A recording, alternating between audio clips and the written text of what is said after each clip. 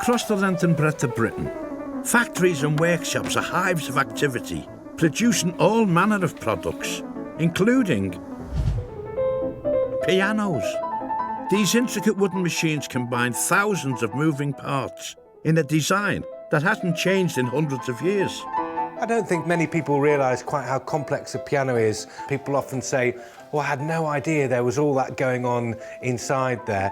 Pianos can produce the widest range of notes of any instrument. Their versatility makes them one of the world's most popular instruments. Sometimes people say pianos are old-fashioned or past their heyday. Actually, globally, there's many more people playing the piano now than ever before. Most of the world's pianos are built in Japan and China, but Britain has a proud tradition of piano making.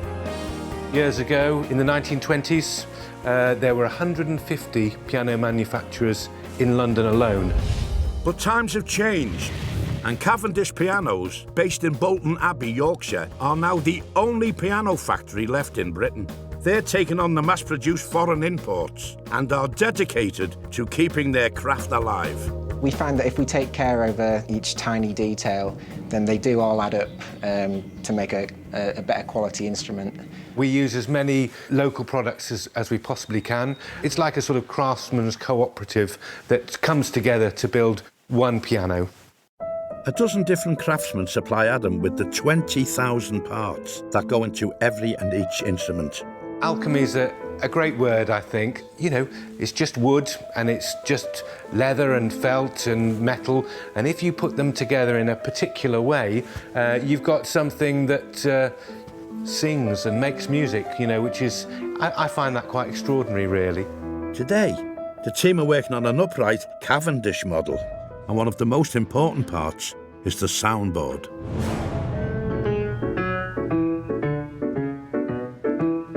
The heart of every piano is the soundboard. This is the soul of the instrument. The soundboard is the piano's amplifier. When a player presses a key, a hammer strikes a steel string under very high tension, causing it to vibrate. The vibration is transferred onto the soundboard, where the larger surface area produces a much louder sound. It's a very particular process to make a soundboard.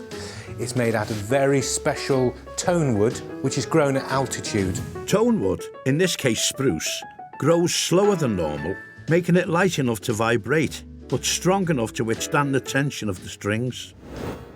Bars of wood called ribs are glued onto the soundboard, giving it extra strength, as well as a bridge that will connect the strings to the board, bridging the vibrations.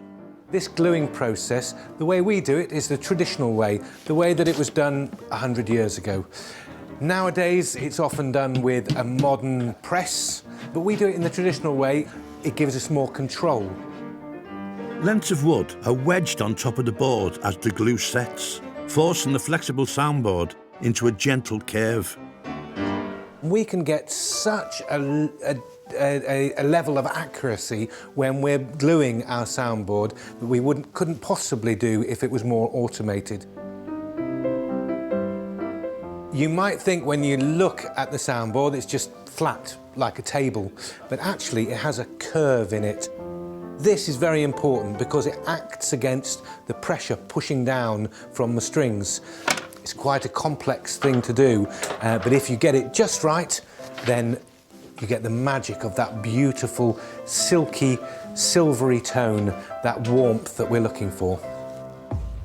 The next stage is to marry the finished soundboard onto a cast iron frame.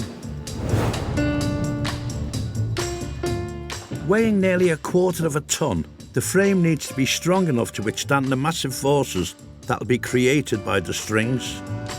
This is what's going to carry the tension of all those strings, and the tension of the strings is equivalent to the weight of 2 cars. We've got a very delicate, handmade wooden soundboard which has got all that tension on it, so it needs to be very stiff, but it also needs to be able to vibrate to make the tone. Once the soundboard and frame have been sandwiched together, it's time to add the strings. What we can see happening here is the copper-wound bass strings being loaded onto the piano frame. The string is attached to a tuning pin, one of these, and now that part of the pin goes into a pin block, and so that has to be hammered in, and it's very loud. It's loud anyway, but that sound is amplified because of the soundboard, so it really is pretty loud noise. Pianos usually have around 230 strings, more than any other instrument, but this model has 247 to produce more volume and an even better tone. The eye of the string gets threaded over the hitch pin, and then it goes via the bridge pins. This is where the pressure, downward pressure onto the bridge happens, and then it goes all the way to the other end of the frame through the agraff onto the tuning pin. The strings vary in length and thickness to create different tones. Thicker, longer wires create deeper notes, thin, short ones the highest.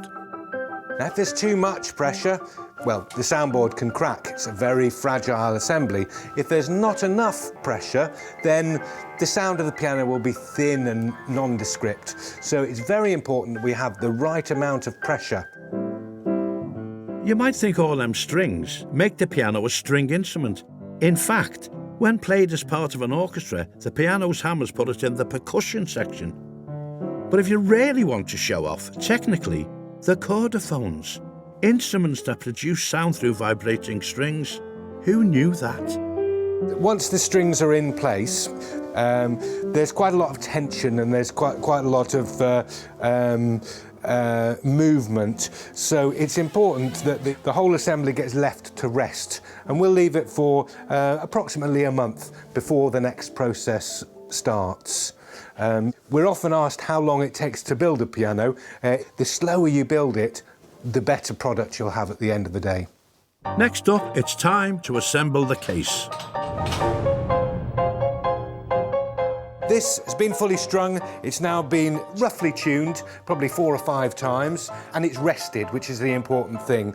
So once it's upright, because it's an upright piano, we need something to rest the keys on that then work the action that then plays the strings. And you can see with a bit of imagination that that's starting to look like an actual piano. This is built out of solid English oak. The case is made for us in a place called Otley, and he's a real old-fashioned cabinet maker.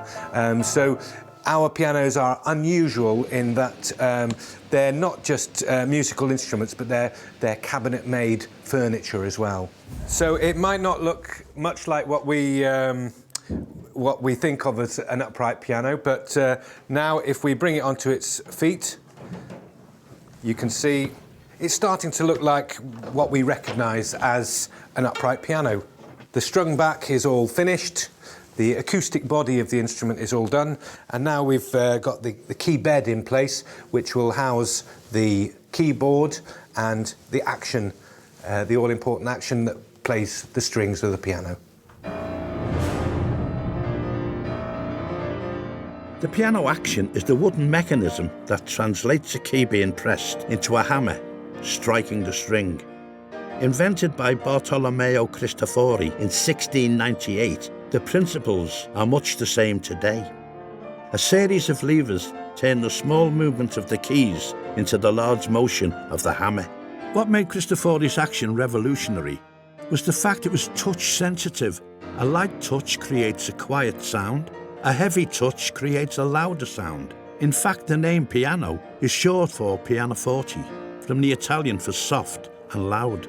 300 years later, his design is largely unchanged. So this is a blank action, we call this, and it has to be built for each individual piano. So every piano is slightly different. You can't just take one action out of one piano and put it in another. Each action has to be individually built. The 88 felt-covered hammers are matched to hammer shanks, depending on the natural tone each shank makes. So as you can hear, this shank here has a higher pitch when it's dropped onto the surface than this one. So this shank will be more suited to the treble end of the piano.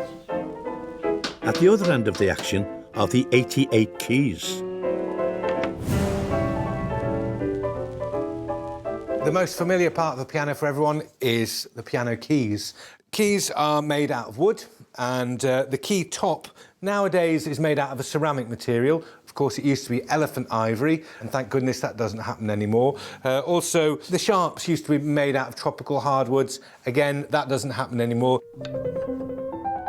The keys are individually weighted so that the lower notes feel heavier than the higher, lighter ones. Once the keys are fitted onto the action, the pedals can be installed. A modern upright piano has 3 pedals. The right-hand pedal, or the right foot pedal, is what we call the sustain pedal. And what it does is it pulls those dampers off the strings. So all the strings in the piano are all sounding, and you get this wonderful sustaining sound. The left pedal is much more seldomly used. It gives you the ability to play more quietly. The middle pedal of an upright piano is usually a practice pedal. It means that people can practice in their own little space without worrying about other people listening and judging them and all that sort of thing. With all the acoustic parts in place, they're thoroughly tested. I love this tune! The purpose of this machine, affectionately known as the basher, is to play in the piano. So every note is played over 32,000 times. Turn that thing off! After a good bashing, the piano's retuned. Final bits of cabinetry are assembled, and it's dispatched to the showroom, ready to bring years of enjoyment to one very lucky musician.